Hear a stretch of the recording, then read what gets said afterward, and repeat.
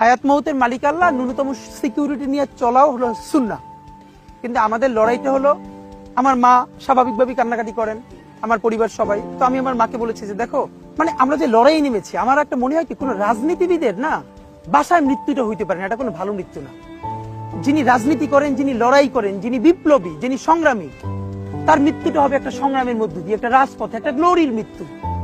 আমি তো ভীষণ ভাবে প্রত্যাশা করি, আমি ছোটবেলা থেকে এই স্বপ্নটা দেখি, অনেক জায়গায় বলেছি, একটা তুমুল মিছিল হচ্ছে অন্যায়ের বিরুদ্ধে।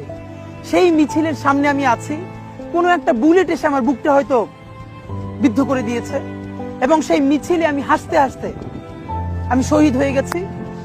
এবং সবাই যখন মৃত্যুটাকে ভীষণ ভয় পায়, আমি তখন হাসতে হাসতে আল্লাহর কাছে ভীষণ সন্তুষ্টি নিয়ে পৌঁছতে চাই যে আমি একটা ন্যূনতম ওই জীবনটা লিড করতে পারলাম, যে আমি একটা ইনসাফের হাসি নিয়ে আমি আমার আল্লাহর কাছে পৌঁছতে চাই।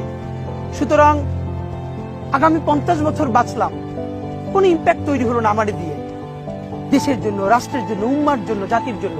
কিন্তু আমি ধরেন 5 বছর বাঁচলাম, সেটার মধ্য দিয়ে যদি আগামী 50 বছরের ইম্প্যাক্ট তৈরি হয়, তাহলে অনেকদিন বেঁচে থাকায় কি সাফল্যের বলেন? শহীদ প্রেসিডেন্ট জিয়াউর রহমান কয়টা দিন বেঁচেছেন, কিন্তু ভাবেন আজকে পর্যন্ত উনি আমার অনুপ্রেরণা। হাঁটতে হাঁটতে আমার পা ফুলে যায়, আমি আমার টিম সেদিনকে ব্যাগের মধ্যে জুতো নিয়ে তারপরে একটা শপিং মলে ঘুরছিলাম, মানে পা ফুলে গেছে, পা জুতোয় ঢুকাতে পারছিলাম না। তো জিয়াউর রহমানের একটা ওনার গল্প মনে পড়ছিল, যিনি মাইলকে মাইল যখন হাঁটতেন, ওনার সাথে স্টাফদের পা ফুলে যেত, কিন্তু ওনার তো আর্মি ট্রেনিং আছে।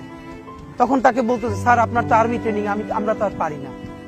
এই জন্য ওনাকে মানুষ রাখাল রাজা বলতো।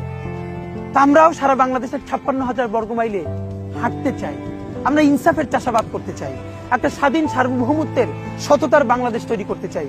আল্লাহ যে কয়দিন হায়াতে রাখবেন এই লড়াইটা করব।